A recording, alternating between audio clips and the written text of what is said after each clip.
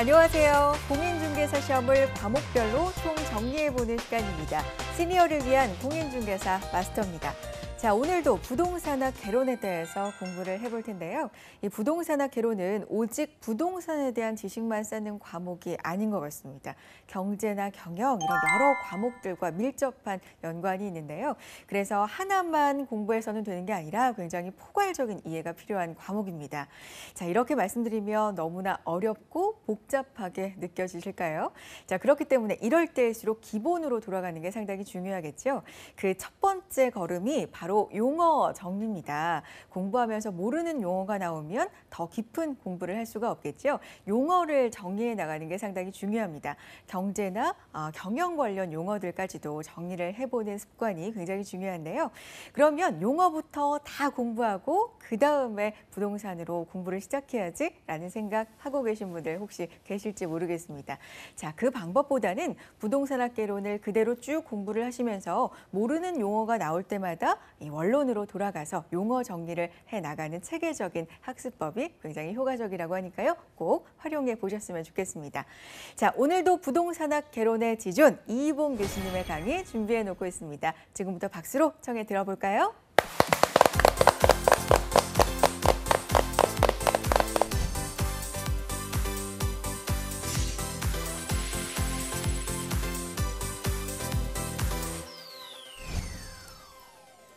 안녕하십니까. 부동산 학개론 이희봉입니다. 우리 지난 시간에 부동산 개발 부분에 대해서 공부를 했었던 내용을 한번 짚어보도록 할게요. 우리가 이제 부동산 개발, 이용, 관리, 그다음에 마케팅 이 부분에서 보통 4문제에서 5문제 정도가 출제가 됩니다. 문제가 정형화되어 있기 때문에 어렵지는 않습니다만은 용어들이 새로운 것들이 많고 또 이렇게 비슷비슷한 개념들이 반복되는 내용이기 때문에 우리가 시험에 나오는 쟁점들을 다시 한번 살펴보도록 하겠습니다. 제가 부동산 개발 쪽에서는 개발 과정에 대한 순서가 매우 중요하다고 그랬어요. 그래서 아이디어 단계, 또 부지 타당성 분석 단계, 예비 타당성, 예, 부타, 금건, 마라고 하는 걸 말씀을 드렸어요. 그래서 그 순서를 좀 우리 교재를 살펴서 좀 살펴주시는 게 중요하겠고, 그 뒤에 이어서 오늘 설명드릴 개발 방식부터 다시 한번 짚어보도록 하겠습니다. 지금 재개발 방식의 부동산 개발의 유형은 신개발이 있고 재개발이 있는데, 신개발은 설명드릴 내용이 없습니다. 다 아시는 내용이기 때문에. 재개발은 보존 재개발, 수복 재개발, 개량 재개발, 철거 재개발이 있다. 여기에서 이제 개념되는 내용들은 보존 재개발은 그 지역이 전부 다 이렇게 노후화되어 있는데 불량화를 방지하기 위해서 가장 소극적인 개발의 형태가 되겠고, 수복 재개발은 원인만 제거하는 형태다. 그다음에 개량 재개발은 전체적인 환경을 그 지역에 무슨 주차장을 넣는다든가 아니면 시설 같은 걸 넣어가면서 들어가는 걸 말하는 거고, 철거 재개발은 그 지역 전체를 다가 철거해서 다시 개발하는 방식이 되겠습니다. 또 두 번째는 이제 개발의 방식을 좀 볼 필요가 있겠는데, 여기서 개념이 되는 것은 이제 환지 방식하고 매수 수용 방식 두 가지를 중점으로 보시면 될 것 같습니다. 환지는 종전의 토지가 있고 개발을 하고 난 다음에 개발을 하고 난 토지하고 바꿔서 사용하는 거라고 보시면 될 것 같아요. 가장 쉬운 개념은 뭐냐면은 토지였던 곳을 개발을 해서 나중에는 그쪽에 아파트가 들어선다든지 아니면 택지가 들어선다든지 해서 그 택지로 바꾸는 것이다. 이렇게 해서 환지라는 개념이 되겠고, 매수 수용 방식은 내용이 어려울 게 없습니다. 예를 들어서 그 지역 전체를 수용을 해서 전체 밀어내고 새로운 건물을 세우는 거다, 이렇게 이해를 하시면 좋을 것 같습니다. 나머지 수탁 방식은 그냥 교재 내용을 확인하시면 될 것 같습니다. 그다음에 등가 교환 방식하고 친차지 방식은 좀 비교해서 공부를 좀 하실 필요가 있겠는데, 여기는 완성된 건물의 면적을 토지 가격과 건축비로 나눈다, 이것이 등가라는 개념이 되겠고, 신차지 방식은 차지 계약을 종결할 때 권리금을 주고받지 않으면서 그다음 빌려주었던 땅들을 갖다가 토지 소유자에게 고액의 지대가 지불되는, 즉 말하자면은 토지를 빌려주고 그것을 다 개발을 해서 나중에 돌려받고 이런 형태라고 이해를 하시면 될 것 같습니다. 공영개발이 있는데, 공영개발은 우리가 부동산 정책론 시간에 배웠었던 시장 실패를 수정하기 위한 어떤 방법으로서 공영개발을 한다, 이런 내용이었었고, 여기에서는 이 네 가지 장점들을 볼 필요가 있겠습니다. 공익성을 확보한다, 개발 이익을 사회적으로 환수를 할 수가 있다, 또는 택시를 저렴하게 공급을 할 수 있다든가 투기 방지에도 효과가 있다, 이런 내용들이 있었고요. 그런 개념들만 이해를 하시면 될 것 같습니다. 내용은 뭐 크게 어렵지 않으니까. 여기서 이제 그 공영개발의 방식이 또 지주공동사업의 방식들이 중요하겠네요. 공사비를 대물로 변제하겠다. 그 글자의 뜻이 그대로 들어있기 때문에 분양금을 공사비 지급하겠다라든가 아니면 투자자 모집형이라든가 이런 내용들은 그 제목 자체에 그 내용이 다 들어있는 내용이기 때문에 읽어보시면서 정리를 하시면 될 것 같고요. 제가 민자유치 사업은 네 가지로 설명을 드렸었어요. 첫 번째는 민간이 개발을 할 때는 항상 B라는 말이 앞에 들어갑니다. 민간이 건설한다라는 뜻이 되겠죠. 중간에 T자가 들어가면은 소유권을 이전해 주는 것을 의미합니다. 끝에 L자가 들어가면은 리스, 즉 말하자면 임대 방식으로 간다, 이런 내용이 되겠습니다. 예컨대 B, T, L이라고 한다면은 민간이 건설을 하는데 소유권을 누구한테? 국가나 지자체한테 이전을 시켜주는 거예요. 그런 다음에 그 임대료를 운영을 해서 임대료를 수익을 거두는 그런 것을 이제 보게 되겠습니다. 그래서 여기서 내용에서 보시면 민간 사업자가 공공시설을 건설한 뒤에 정부의 소유권을 이전하는 대신에 일정 기간 동안 정부로부터 임대료를 받는 그런 형태가 되겠습니다. 예컨대 이거는 예입니다. 그래서 현대건설이 무슨 오물 종합 처리장을 지었다 이거예요. 자기 돈으로 짓고 난 다음에 국가한테 그 처리장을 소유권을 넘기고, 그 다음에 국가는 그 현대건설로부터 이제 임대료를 받아서 쓰는 그런 형태라고 보시면 되겠습니다. 학교, 교육시설, 군인 아파트 이런 것도 이런 형태로 한다, 이렇게 이해를 하시면 되겠고, 두 번째는 BTL이라고 하는 거, BTO라고 하는 거, 여기 BO, 이런 내용들을 암기를 하시기는 상당히 어렵기 때문에 이걸 원리적으로 풀어서 이해를 하는 것을 제가 제안을 드립니다. 그러니까 민간이 항상 민간이 건설하는 거는 B자가 앞에 들어간다고 그랬었죠. T자가 중간에 들어가면은 국가나 지자체한테 소유권을 이전하는 그런 형태가 됩니다. 그 다음에 L이 들어오면 임대료를 수익으로 한다, 이런 내용이 되겠고, 만약에 O가 들어온다면은 일정 기간 자기가 건설했던 당사자가 일정 기간 직접 운영을 하는 거예요. 예컨대 인천 신공항 고속도로다. 그러면은 건설은 물론 건설회사 측에서 하겠죠. 그 다음에 그거를 국가한테 소유권을 이전한 다음에 일정 기간 그 수익을 받아 먹는 겁니다. 그러니까 그 통행료 같은 거를 받아서 수익을 충당하는, 그래서 일정 기간 운용을 한다, 이런 내용이 되겠고, BOO는 중간에 오자가 들어가면은 이제 소유권 이전을 하지 않습니다. 본인이 이제 개발, 민자를 투자를 한 그런 건설회사에서 소유권을 갖게 되고, 자체적으로 갖게 되고, 자기가 또 운영을 해서 일정 기간 운영을 해서, 물론 일정 시간이 지나고 난 다음에 다시 돌려줘야 되겠지. 그런 내용이 되겠고요. 네, 그래서 그 다음을 이어서 보도록 할게요. 그래서 이제 민간이 건설하고 L자가 중간에 들어있으면 임대료 수익을 거둔다는 내용이 되겠죠. 그러고 난 다음에 수익을 거두고 나서 임대료 소유권을 넘기게 되는 겁니다. 시설에. 이런 것들은 이제 주무관에 이동하는 방식. 그 다음에 BOT 방식은 민간이 건설하고 일정 기간 운영을 해서 마지막에 이제 소유권을 이전한다. 그래서 운영을 해서 자기가 투자한 자본을 뽑는 그런 형태라고 보시면 되겠습니다. 자, 이제 도시 개발의 형태가 되겠는데, 도시는 개발을 하기 위해서 기본적으로 경제 기반이라고 하는 개념을 이해를 할 필요가 있겠습니다. 어떤 도시가 이제 기반 산업이라고 하는 것이 있다 그런다면은 그 도시가 주축으로 하는 산업이 다른 도시에서 주축으로 하는 산업보다 더 발달된 경우를 말합니다. 예컨대 어느 지역이 재화나 서비스를 판매하고 그것을 화폐로 회수를 할 때 그 지역의 경제 기반이라고 하는데, 예컨대 전국에 있는 자동차 산업의 지수는 퍼센트가 상당히 낮은데 울산 지역이다. 그럼 자동차 산업 지수가 높겠죠. 그럼 그 지역의 기반 산업은 자동차 산업이 되는 겁니다.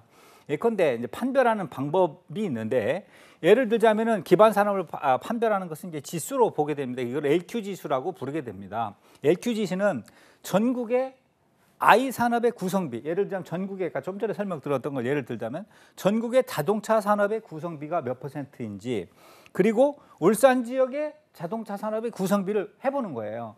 그러면은 울산 지역에 자동차 생산하는 회사가 있으니까 월등히 높게 되겠죠. 그러면 이게 전국에 있는 자동차 산업보다 울산에 있는 자동차 산업이 좀 더 발달을 했다. 그러면 이게 예를 들어서 그렇게 되면은 이게 만약에 1이라고 한다면은 I 산업을 수출 산업이라고 하는데, 일보다 만약에 크다. 그러다면 일보다 크다면은 이제 여기서 그 산업이 그 지역의 기반 산업이라고 볼 수가 있겠죠. 일과 똑같다면은 산업 제품을 지급하는 것이 되겠고, 일보다 작다면은 수입을 하는 것이라고 보면 되겠습니다. 예컨대 서울 지역 같은 경우는 자동차 산업이 울산보다 떨어지겠죠. 그러면 울산에서 만든 자동차를 울산으로부터 들여와서 서울에서 사용을 한다, 이렇게 보시면 될 것 같습니다. 그래서 이런 그 LQ 지수로 그 지역의 기반 경제를 분석을 한다라는 개념을 좀 이해하실 필요가 있겠고, 그다음에 경제 기반 분석에 관한 내용이 되겠습니다. 이거는 Economic Base Analysis라고 해서 EQ 분석이라고도 하는데, 여기서는 어떤 지역사회의 경제 활동, 기반 활동과 비기반 활동으로 나눠진다, 이렇게 볼 수가 있겠어요. 그래서 이 어느 지역이 발전을 하기 위해서는 기반 활동이 발전을 해야 된다, 이런 내용이 되겠습니다. 그 지역의 핵심이 되는 산업이 발전을 해줘야 그 지역이 발전을 한다, 이런 내용으로 이해를 하시면 되겠는데, 그래서 그 지역의 어느 특정 산업에 종사하고 있는 사람이 얼마나 많은가. 예컨대 뭐 무슨 울산의 예를 다시 들겠습니다만은, 울산의 조선 산업에 근무하는 근로자가 많다. 그러면은 그 지역이 조선 산업이 기반 산업이 되는 거고, 또 그 산업이 발전을 해야 그 지역이 발전을 한다, 이런 내용이 되겠습니다. 그래서 어느 지역의 기반 산업의 비율이 50%라고 그런다면은 경제 기반 승수는 2가 되고, 또 이 경우에 고용 증가가 100명이라고 한다면은 그 지역의 인구 증가가 200명이 된다. 뭐 이런 경제 기반 승수를 설명하는 내용의 이론적 배경을 좀 이해를 하셨으면 좋겠습니다.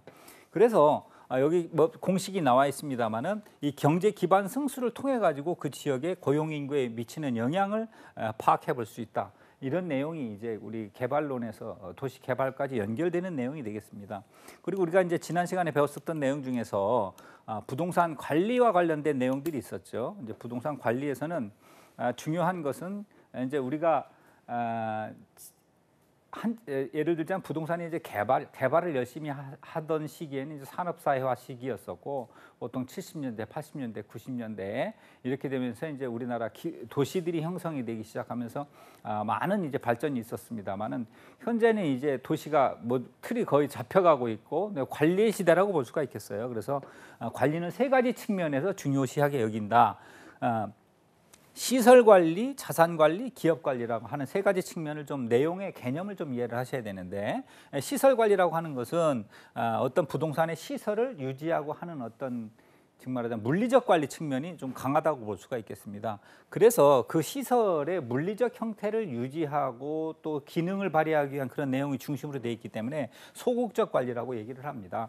자산 관리는 무슨 내용이냐면은 부동산 가치를 증가시키기 위한, 그다음에 그런 것들을 모색해서 부의 극대화까지 이루어지기 때문에 어떻게 하면은 좀 더 부동산이 좀 높게 임대가 될 수 있을지, 또 아니면 그 부동산의 가격이 어떻게 하면은 더 올라가게 할 수 있을지, 이런 내용까지 살펴보는 내용이기 때문에 좀 더 광의의 관리라고 할 수가 있겠고, 기업 관리라고 한다면은 독립된 부동산 회사가 관리에 아주 전문적으로 뛰어들어서 이렇게 관리하는 회사를 별도로 두게 되는 그런 경우를 하는 경우를 말합니다. 그래서 이제 그렇게 되겠고, 자, 이제 부동산의 관리에 세 가지 측면이 있어요. 이게 기출 문제에서도 여러 번 다뤄졌던 내용인데, 부동산을 관리할 때는 기술적인 측면의 관리가 있고, 경제적인 측면의 관리가 있고, 세 번째는 법률적인 측면의 관리가 있습니다.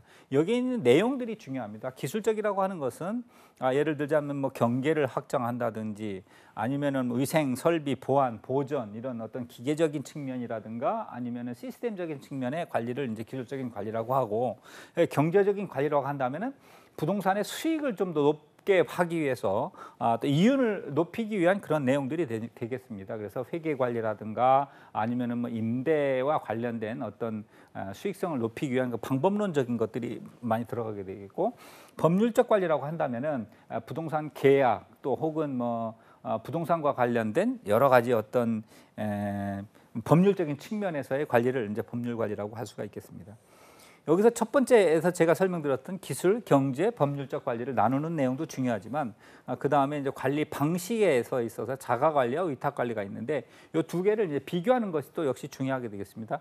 여기서는 어떤 이점이 있느냐, 어떤 단점이 있느냐, 이렇게 장점, 단점으로 구분해서 볼 수가 있겠는데, 자가 관리하고 위탁 관리하고는 좀 살짝 반대되는 개념이어서 자가 관리의 장점이 위탁 관리의 단점이 되고 또 위탁 관리의 장점이 또 자가 관리의 단점이 되는 이런 형태로 되어 있어서 한 가지 내용만 확실히 알게 되시면 될 것 같습니다. 그래서 자가 관리라고 한다면은 자기 건물을 자기가 직접 관리를 하는 거예요. 물론 내가 수백억짜리 건물의 주인이라고 그런다면은 저 같으면 제가 스스로 관리를 하게 되지 않을 것 같은데 한 푼이라도 아끼기 위해서 자기 건물을 자기가 스스로 관리를 한다고 보지요. 그렇다면 직접 관리하게 되니까 비용이 좀 조금 덜 들겠네요. 그다음에 이거는 큰 빌딩은 불가능하겠고 또 3층 이하, 4층 정도의 건물 정도는 가능할 것 같습니다. 그래서 소규모 부동산의 유효한 관리 방법이다. 그 건물 내에서 어떤 벌어지고 있는 어떤 비밀 유지, 기밀 유지 같은 게 좀 쉽겠죠. 그다음에 자기한테 들어있는 임차인들이니까 서비스가 좀 친절할 수 있겠네요. 저 사람이 나가면 내 수익이 떨어지니까 아무래도 잘해주게 되겠죠. 그래서 소유자의 관리 업무에 대한 지시 및 통제 권한도 강합니다. 자기가 자기 데리고 있는 자기 건물주고 그 밑에 있는 관리 직원이라고 그런다면 얼마나 말을 잘 듣겠어요. 이런 것들은 장점이 되겠고 그다음에 이제 관리요원이 건물 설비에 대한 애착이 무척 강하죠. 왜냐하면 집주인이 직접 관리 회사를 운영하고 있는데 요원들이 좀 애착을 가지지 않을 수가 없겠죠. 그러나 단점이라고 본다면은 아무래도 건물에 대한 어떤 관리에 대한 전문가가 되지는 않기 때문에 그런 전문성은 좀 떨어지더라. 또는 또 경우에 따라서는 업무의 타성에 젖기 쉽고 적극적으로 이렇게 관리를 하는 내용이 없더라. 또는 인력 관리가 비효율적이고 또 인사 정체가 심하더라. 사촌 데려다가 여직원으로 쓴다든가 어쩐다든가 이런 것들이 있어서 효율적으로 관리하는 측면은 좀 뒤떨어지더라 이런 내용입니다. 그래서 혹은 또 관리비를 너무나 이렇게 아낀다든가 아니면 너무 비싼 거를 받는다든가 또 불필요한 지출이 발생한다든가 이런 것이 불합리하더라. 이렇게 이런 단점이 발생할 수 있더라. 이에 비해서 위탁 관리는 아무래도 부동산 전문가들한테 관리 전문가들한테 맡기게 되기 때문에 그다음에 건물주가 자기 본업에 충실하게 할 수 있는 것도 되겠고 급여 체계, 노무 체계도 단순화할 수 있고 매너리즘이 생기지 않을 수 있고 또 그다음에 전문성이 있기 때문에 아무래도 합리적으로 관리를 하더라. 이런 내용들이 이제 장점이 됩니다. 단점 부분이라고 그런다면은 막대한 관리비가 들어간다는 거 또는 이제 어떤 인사 이동 같은 것이 심할 수 있다.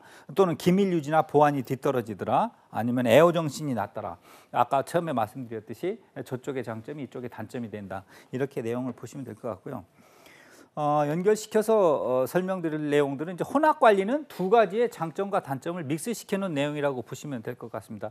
혼합 관리 중에서는 단점이 더 역시 중요하겠네요. 그래서 어떤 책임 소재가 불명확할 수 있는 부분, 그 다음에 전문업자를 충분히 활용할 수 없는 부분, 이런 것들은 단점이 되더라 하는 내용이 있었고요.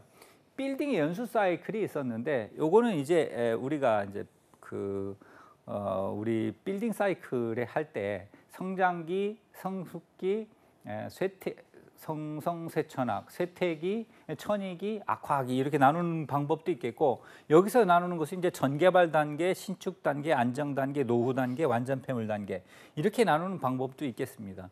그래서 전개발 단계 같은 경우에는 이제 부동산의 개발이 이루어지기 전 단계예요. 그래서 장차 건축될 용지 상태에서만 이렇게 보는 게 되겠고 이럴 때는 전문가를 활용해서 규제 같은 거, 시장 조사 같은 게 하는 게 중요하게 되겠죠. 신축하게 됐을 때는 비로소 이제 건물이 완성이 되었기 때문에 이때는 건물의 유용성이 가장 높습니다. 그러나 임대가 잘 나가지 않겠죠. 그래서 경제적 유용성이 최고라고 말할 수는 없어요. 그래서 물리적, 기능적으로 건물이 가장 새 거이기는 하지만 그때라도 가장 경제성이 높다고 말할 수는 없습니다. 그래서 건축계획과 실제가 불일치하여 최유 이용이 되지 못하는 경우도 있더라 이런 내용이 되겠고요. 안정 단계에 들어가게 되면 비로소 이제 그 기간이 가장 길게 됩니다. 관리 상태가 이제 빌딩의 수명을 결정하게 되는 것이 되겠고 이때는 경제적 관리가 상당히 중요하게 된다. 자본적 지출이 이때부터 이루어지기 시작하더라라는 부분이 중요하게 시험에서 다뤄졌던 쟁점들이 되겠네요. 노후 단계가 되면은 빌딩의 물리적, 기능적 상태가 이제 급격히 악화돼서 재개발로 넘어가야 되는 그런 준비 단계가 된다. 그래서 이때부터는 추가 계획을 검토하기 시작하고 완전 폐물 단계가 이르게 되면은 빌딩의 물리적, 경제적으로 쓸모가 없어져서 이제는 전개발 단계를 향해서 가는 단계라고 볼 수가 있겠습니다. 자, 이제 우리가 이어서 배워야 될 내용들은 이제 부동산 마케팅 부분이 되겠습니다. 부동산 마케팅 부분은 보통 한 문제 또 많이 나오면 두 문제 정도도 출제가 될 수 있는 내용인데 내용이 어렵지는 않습니다만은 많은 용어들이 있다라는 내용이죠. 그래서 부동산 산업에 대한 태도나 행동들을 이제 말하게 되는데 즉 말하자면은 부동산에 관련돼서 우리가 임대를 하든지 아니면은 뭐 임대 전략을 하든지 아니면 부동산 활동을 하는 데 있어서 마케팅 활동도 중요하다고 볼 수가 있겠어요. 여기서는 시장 점유 마케팅과 고객 점유 마케팅으로 두 가지 나눠서 볼 수가 있겠는데 시장 점유 마케팅 중에서는 STP 전략이라고 하는 게 있습니다. STP 전략은 시장을 세분화해서 바라보는 전략이라고 볼 수가 있겠어요. 그래서 세분화하고 표적 시장을 설정을 해서 차별화를 하는 형태로 가는 것이 STP 전략이다. 그래서 세분화해서 세그멘테이션, 표적 시장이라고 해서 타겟, 그다음에 차별화해서 포지셔닝 한다. STP 대문자를 따서 그렇게 쓰는 전략이라고 볼 수가 있겠는데 뭐 경제학적인 마케팅 용어와 동일한 내용이 되겠습니다.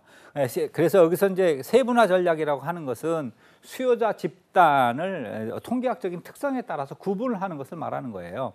그런 다음에 표적 시장을 선점하는 것은 뭐냐면 소비자 집단을 구분을 해 놓았으면은 나의 고객이 될 집단이 어떤 것이 될 것인가 표적을 선정을 하는 겁니다. 그런 다음에 차별화 전략에 있어서 그 표적을 대상으로 한 마케팅 전략을 구체적으로 짜게 되는 것인데 이때 이제 공급자들과의 경쟁을 어떻게 할 것인가 이런 내용이 포함된다 이렇게 보시면 될 것 같아요. 두 번째 이제 되는 것은 뭐냐면 퍼피 믹스라고 하는 것이 있는데 퍼피라고 하는 것은 부동산과 관련된 제품, 그다음에 가격, 유통 경로, 홍보 이런 것들을 말한다. 개념만 알고 계시면 될 것 같아요. 제품, 가격, 유통 경로, 홍보. 그래서 뭐 프로덕트, 프라이스, 그다음에 플레이스, 프로모션 이 네 가지가 퍼피가 믹스되는 것이다. 두 번째 이제 고객 점유 마케팅은 이제 시장 점유 마케팅이 일반적으로 공급자 방식의 접근이었다 그런다면은 고객적 점유 마케팅은 이제 소비자를 중심으로 하는 그런 패러다임이라고 보시면 되겠습니다. 여기서는 이제 의사결정 과정의 모든 단계에 있어서 전달되는 메시지의 톤과 강도를 조절하는 내용이다. 즉 이제 아이다의 원리라고 하는 것이 있는데 먼저 고객의 주의를 끌기 위해서 주의를 끌기 위한 내용, 그 다음에 attention, 그다음에 관심을 유도하는 거죠. 고객의 관심을 유도하고 고객의 욕망을 불러일으키고 그다음에 행동으로 이어질 수 있도록 이게 이제 부동산 중개 같은 데에서 클로징, 즉 말하자면 고객으로부터 구매 의사 결정을 하게 되는 단계에서도 이런 절차를 거치게 됩니다. 그래서 고객의 주의를 끌고 그 사람이 어디에 관심을 두는지를 파악하고 그다음에 그 사람이 물건을 사고 싶게 하기 위한 어떤 욕망을 불러일으키고 그다음에 그 사람의 의사결정을 하도록 도와주는 이런 네 가지 단계를 소비자 관점에서 바라보는 마케팅이다. 그래서 소비자에게 전달되는 메시지의 톤과 강도를 조정해서 마케팅 효과를 극대화하는 것이다 라는 것이 용어들이 많이 등장하죠. 이런 용어들이 시험에 등장한다는 거예요. 관계 마케팅이라고 하는 것은 요즘에 이제 일회성 거래에서 끝나는 게 아니고 한번 그 사람에게 각인된 브랜드의 이미지는 계속 남아있기 때문에 고객과의 관계가 계속 이어지게 되는 것이 이제 관계 마케팅이라고 볼 수가 있겠습니다. 예컨대 내가 한번 살아보니까 이건 얘입니다. 뭐 삼성 레미안 아파트다. 그럼 그 아파트가 좋더라. 그럼 뭐 이미지가 각인이 되어 있어서 다음번 구매를 하게 되더라도 뭐 레미안 아파트다 그러면은 뭐 예컨대 뭐 신뢰를 갖게 된다든가 이런 내용들이 이제 관계 마케팅의 개념이라고 보시면 되겠습니다. 그래서 양자 간 관계가 지속적으로 유지되기 위한 그런 것인데 요즘의 마케팅들은 전부 이렇게 그 브랜드 전략이라든가 마케팅의 핵심적 요소로 이제 부상되고 있다 이렇게 보시면 될 것 같아요. 자, 여기까지 설명드렸던 내용들을 보시면은 시장 점유 마케팅은 STP 전략, 퍼피 믹스 두 가지가 있었고 고객 점유 마케팅은 아이다의 전략이라고 하는 것이 있었죠. 관계 마케팅은 아까 제가 말씀드렸던 브랜드 전략 같은 경우를 이제 예를 들어서 볼 수가 있겠습니다. 부동산 광고 부분을 보겠습니다. 광고는 이제 그 어떤 여기서 특성을 한번 볼까요? 그래서 부동산의 매수자와 매도자 간의 이제 대상이 될 수가 있는데 이제 광고 내용은 이제 그 주로 이제 분양 같은 거 할 때 이제 많이 쓰게 되는 겁니다. 그래서 뒤에서 보시면은 분류를 한번 볼게요. 여기서는 광고에 또 설명에 대한 내용들보다는 이제 광고에 분류 어떤 것들이 있다라는 내용들이 중요하겠죠. 기업의 이미지를 개선하는 것은 이제 기업 광고, 특정 광고는 특정 부동산에 대한 어떤 그 예를 들자면 뭐 동탄 분양을 시작했다 그러면 특정 부동산을 말하는 거겠죠. 계몽관계는 오해를 불식하거나 중요성을 인식하거나 지식을 제공하는 내용이고, 인명광고는 명함 같은 거를 말한다, 이런 내용이고, 뭐 내용을 보시면 다 아시는 내용입니다. 신문광고는 안내광고, 전시광고로 나눈다. 여기 중요한 건 점두광고라고 하는 거는 간판 유리 같은 걸 매체로 해가지고 뭐 하는 것이 점두광고가 되겠고, 또 노벨티 광고라고 하는 것이 중요한데, 나머지 내용은 다 아시는 내용인데 볼펜, 열쇠고리 이런 걸 나눠주는 게 이제 노벨티 광고라고 합니다. 내용들은 나머지 내용들은 이제 살펴보시면 되겠고, 광고 예산을 이제 편성하는 방법은 여기 예를 들자면 전년도 매상고를 기준으로 할 때는 작년만큼 광고비를 지급한다, 매년 정액이다, 뭐 글자 그대로 의미를 이해를 하시면 될 것 같아요. 매년 광고비를 일정액을 정해놓고 하는 경우, 그 다음에 거기서 이제 이익 백분율법 같은 경우는 이익의 비율에 따라서 나눈다, 뭐 이런 내용들이 있습니다. 그래서 보통 일반적으로 애드믹스라고 하는 것은 몇 가지 광고 매체를 여러 가지 섞어서 하는 경우를 이제 애드믹스라고 합니다. 자, 우리가 이제 광고의 종류 같은 경우는 교재에 있는 내용들을 저 위주로 살펴보면 좋을 것 같아요. 이게 광고의 종류를 묻는 내용들이 주로 시험에 등장했었던 경우가 있었고, 또는 그 고객 점유 마케팅이냐 시장 점유 마케팅이냐 구분하는 내용으로 넣었던 경우도 있었고, 또는 STP 전략과 포피 믹스 이런 것들을 개념을 묻는 그런 시험 문제가 등장을 한 적도 있었습니다. 마케팅은 내용이 어렵지 않습니다. 그냥 여기 교재에 있는 내용들을 위주로 쭉 정리를 하면 좋겠습니다. 부동산 관리에 있어서는 제가 아까 말씀드렸듯이 법률적 측면, 경제적 측면, 또는 기술적 측면에 구분하는 내용, 또 그 다음에 자가 관리와 위탁 관리의 어떤 장단점을 구분하는 내용을 위주로 정리를 하시고, 여기 마케팅에서는 용어를 중심으로 정리를 하면 좋겠습니다. 오늘 강의는 여기서 마치도록 하겠습니다. 감사합니다.